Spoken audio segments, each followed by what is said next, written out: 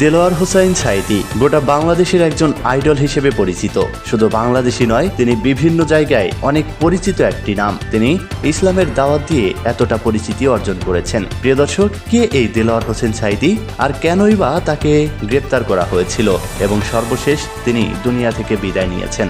আসুন তাহলে আজকের এই ভিডিওতে আমরা জানবো কে এই দেলোয়ার হোসেন সাঈদী, কেন তাকে গ্রেপ্তার করা হয়েছিল এবং কিভাবে তিনি সর্বশেষ মৃত্যুবরণ করলেন। তাহলে চলুন আজকের ভিডিও শুরু করা যাক। 2 ফেব্রুয়ারি 1940 থেকে 14 আগস্ট 2023 ছিলেন একজন বাংলাদেশি ইসলামী পণ্ডিত, বক্তা এবং রাজনীতিবিদ ও প্রাক্তন সংসদ সদস্য। 1971 সালে বাংলাদেশের স্বাধীনতা যুদ্ধ চলাকালে রাজাকার বাহিনীর সদস্য হিসেবে পাকিস্তানি সেনাবাহিনীর সঙ্গে যুক্ত থেকে হত্যার মতো মানবতা বিরোধী কার্যক্রমে সাহায্য করার অভিযোগে তাকে 2013 সালে আমৃত্যু কারাদণ্ড দেওয়া হয়েছিল। তিনি বাংলাদেশের রাজনৈতিক দল বাংলাদেশ জামায়াতে ইসলামের নায়েবে আমির ছিলেন। তিনি 1996 সালের সাধারণ নির্বাচনে জয়ী হয়ে প্রথমবার এবং 2001 সালের সাধারণ নির্বাচনে জয়ী হয়ে তিনি দ্বিতীয়বারের মতো বাংলাদেশে জাতীয় সংসদের সংসদ সদস্য হিসেবে নির্বাচিত হন। 2011 সালে সাঈদীর বিরুদ্ধে যুদ্ধাপরাধের অভিযোগে দায়ের করা হয় একটি মামলা। তার বিরুদ্ধে 1971 সালে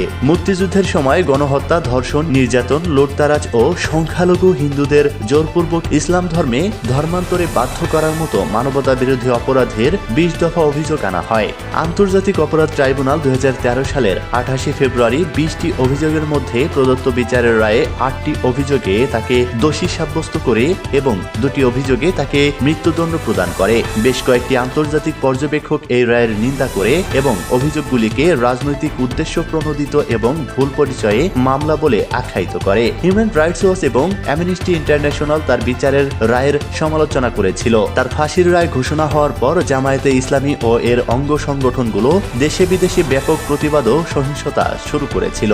এই রায়ের পর রাষ্ট্রপক্ষ আসামি পক্ষ থেকে সর্বোচ্চ আদালতে আপিল করা হয়। 17 সেপ্টেম্বর 2014 সালে বাংলাদেশের সর্বোচ্চ আদালত আপিলের রায় পর্যবেক্ষণ করে আন্তর্জাতিক অপরাধ ট্রাইব্যুনালের দেওয়া ফাঁসির সাজা কমিয়ে সাঈদীকে আমৃত্যু কারাদণ্ড প্রদান করা হয়। এবার আমরা জানব দেলোয়ার হোসাইনের প্রারম্ভিক জীবন। দেলোয়ার হোসেন সাঈদী 1940 সালের 2 ফেব্রুয়ারি পিরোজপুর জেলার ইন্দুরকান্দি গ্রামে জন্মগ্রহণ করেন। তার পিতা ইউসুফ শিকদার গ্রামের খুব সাধারণ এক গৃহস্থ ছিলেন। ছোটবেলায় তিনি স্থানীয় লোকদের কাছে দেলোয়ার শিকদার হিসেবে পরিচিত ছিলেন। তিনি তার বাবার প্রতিষ্ঠিত স্থানীয় একটি মাদ্রাসায় তার প্রাথমিক ধর্মীয় শিক্ষা অর্জন করেন। তিনি 1962 সালে ছারছিনা আলিয়া মাদ্রাসায় ভর্তি হন ও পরবর্তীতে খুলনা আলিয়া মাদ্রাসায় স্থানান্তরিত হন। ধর্মীয় শিক্ষা গ্রহণের পর সাঈদী স্থানীয় গ্রামে ব্যবসা শুরু করেন। তিনি মুসলমান আলেম বা মাওলানা হিসেবে পরিচিতি লাভ করেন। 1971 সালে বাংলাদেশের স্বাধীনতা যুদ্ধের সময় তার বয়স ছিল 30 বছর। আন্তর্জাতিক অপরাধ ট্রাইব্যুনাল বিচারে তাকে 1971 সালে পিরোজপুরে মানবতা বিরোধী কর্মকাণ্ড ও বাংলাদেশের স্বাধীনতার বিরোধিতার অভিযোগে অভিযুক্ত করে। তার পুত্র মাসুদ সাঈদীর মতে তিনি 1971 সালে পিরোজপুরে ছিলেন না এবং 1969 সাল থেকে তিনি যশোরে বসবাস করছিলেন।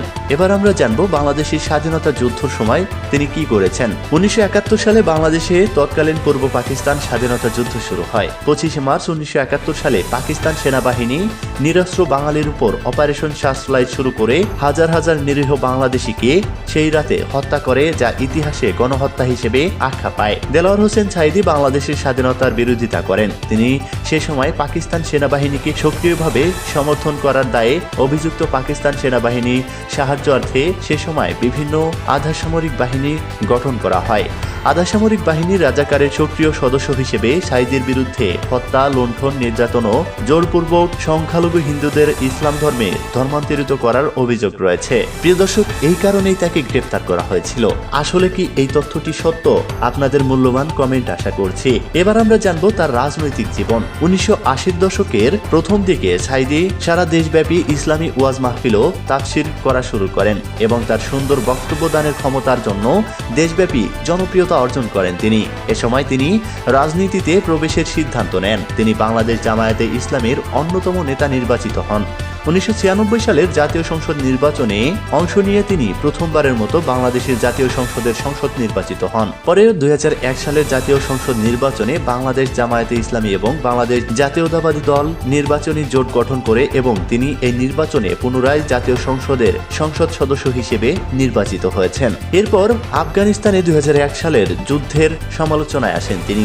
সাইদি 2001 সালে যুক্তরাষ্ট্র মিত্র শক্তি দ্বারা পরিচালিত আফগানিস্তানের তালেবান সরকার উৎখাত ও আল কায়েদা নির্মূল অভিযোগের ব্যাপক সমালোচনা করেন। তিনি যুক্তরাষ্ট্র ও যুক্তরাজ্যের একটি স্বাধীন মুসলমান রাষ্ট্রের সরকারের উপর হস্তক্ষেপের বিরোধিতা করেন।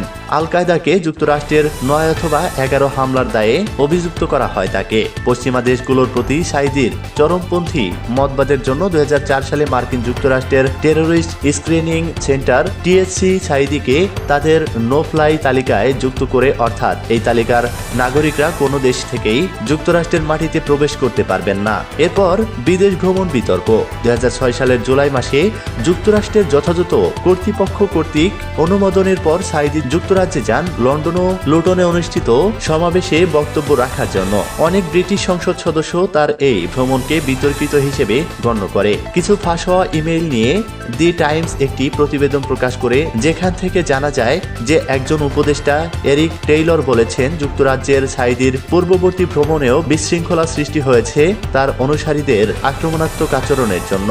2006 সালের 13 জুলাই ব্রিটিশ সাংবাদিক একটি ডকুমেন্টারি প্রকাশ করেন যার শিরোনাম ছিল হু স্পিক্স ফর মুসলিম। এখানে সাইদিকেও যুক্ত করা হয় এবং তাকে চরমপন্থী মতবাদদাতা বলেও উল্লেখ করা হয়। ব্রিটিশ বাংলাদেশি সম্প্রদায়ে সাইদের বড় একটি অনুসারী অংশ রয়েছে। তিনি 14 জুলাই 2006 সালে পূর্ব লন্ডন মসজিদে বক্তব্য দেওয়ার জন্য আমন্ত্রিত হন। পরবর্তীতে ব্রিটেনে মুসলিম কাউন্সিলের সেক্রেটারি জেনারেল মোহাম্মদ আব্দুল বারী তার এই আমন্ত্রণ সমর্থন করেন। এবার আমরা জানবো তার গ্রেপ্তার। ইসলাম ধর্মাবলম্বী মানুষের ধর্মীয় বিশ্বাস ও অনুভূতিতে আঘাত করেছে মর্মে অভিযোগে 2010 খ্রিস্টাব্দে 21 মার্চ তারিখে দায়েরকৃত বাংলাদেশ তরিকত ফেডারেশন মহাসচিব সৈয়দ রেজাউল হক চাঁদপুরীর মামলার প্রেক্ষিতে ওই বছর 19 জুন তারিখে রাজধানীর শাহিনবাগের বাসা থেকে পুলিশ দেলোয়ার হোসেন সাইদিকে গ্রেপ্তার করে। তার বিরুদ্ধে যুদ্ধ অপরাধ ও অন্যান্য যেই অভিযোগগুলি আনা হয়েছে। অভিযোগ রয়েছে যে দেলোয়ার হোসেন সাইদি তৎকালীন সাব ডিভিশিয়াল পুলিশ অফিসার ফাইজুর রহমানকে হত্যার সাথে জড়িত ছিলেন। তিনি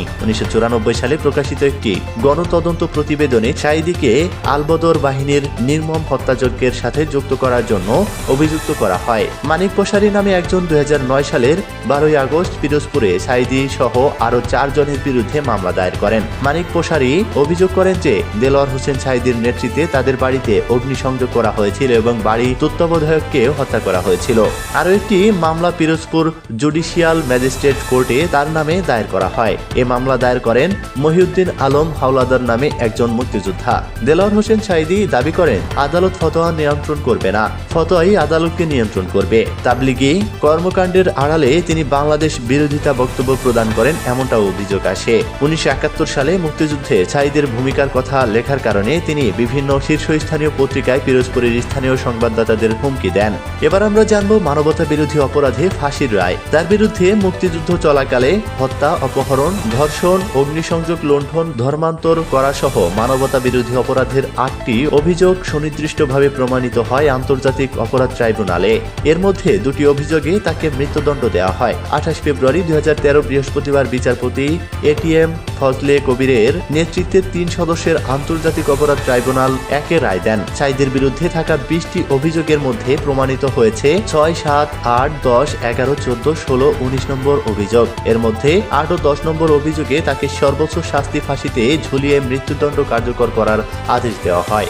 এই জন্য 6, 7, 11, 14, 16 ও 19 নং অভিযোগ প্রমাণিত হলেও এতে কোনো সাজার কথা ঘোষণা করেননি ট্রাইব্যুনাল। তবে তার বিরুদ্ধে আনা অন্য 12টি অভিযোগ প্রমাণিত না হওয়ায় তাকে সেগুলো থেকে খালাস দেওয়া হয়। এবার আমরা সর্বশেষ জানব মৃত্যু। দেলোয়ার হোসেন সাইদি 2023 সালের 14 আগস্ট হৃদরোগে আক্রান্ত হয়ে 83 বছর বয়সে বঙ্গবন্ধু শেখ মুজিব মেডিকেল বিশ্ববিদ্যালয়ের চিকিৎসা কক্ষেই মারা যান। এর আগে 13 আগস্ট রবিবার তিনি কাশিমপুর কেন্দ্রীয় কারাগার পর্যায়ে হৃদরোগে আক্রান্ত হন। পরে তাকে কারাগার থেকে গাজীপুরের শহীদ তাজউদ্দিন আহমদ মেডিকেল কলেজ হাসপাতালে নেওয়া হয়। সেখানে অবস্থার উন্নতি না হওয়ায় উন্নত চিকিৎসার জন্য তাকে ঢাকার বঙ্গবন্ধু শেখ মুজিব মেডিকেল বিশ্ববিদ্যালয়ে নেওয়া হয়, কিন্তু সেখানেই তিনি শেষ নিঃশ্বাস ত্যাগ করেন। প্রিয় দর্শক, এই ছিল দেলোয়ার হোসাইন সাঈদীকে নিয়ে গুরুত্বপূর্ণ সব আপডেট। আশা করি আজকের ভিডিওটি ভালো লেগেছে। ভিডিওটি যদি গুরুত্বপূর্ণ হয় তাহলে অবশ্যই রিকোয়েস্ট থাকবে ভিডিওটি শেয়ার করার জন্য। এতক্ষণ সাথে থাকার জন্য অসংখ্য